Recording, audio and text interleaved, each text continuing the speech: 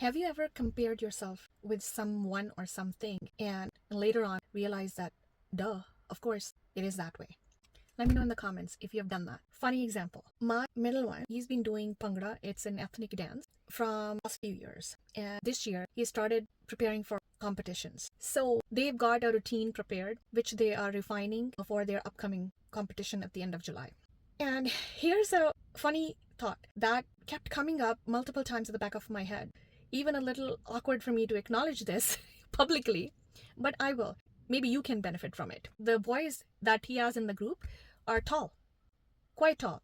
And the thing that was coming in the back of my head that was bothering me a little bit was that he looks short. Like if you look at the picture, he is the shortest. There's another kid that is almost the same height as his, or two of the shortest kids in the 8 people team that they are. So that was kind of like pinging me at the back of my head. I'm like, why is he not growing at the rate that he needs to be growing?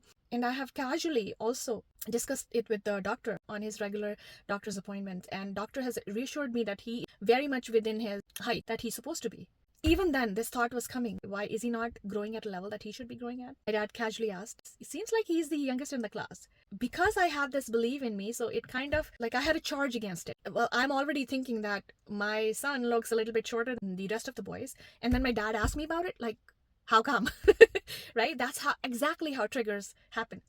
That's a side note. We can talk about triggers in another video. I casually asked my son, okay, how old is the other boys? I already know he's 11. He says, actually the youngest in class. How old are the other boys? They're like 14, 15 years old. So then I'm like, Tappu.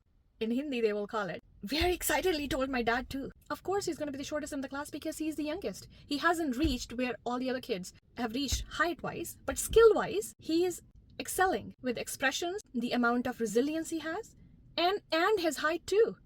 He's on top of the mark, top of the percentile for his height. But I was comparing it to the rest of the boys, not knowing that that comparison is futile. So next time you start comparing yourself or your progress with somebody else's polished version online or in person, remember this video.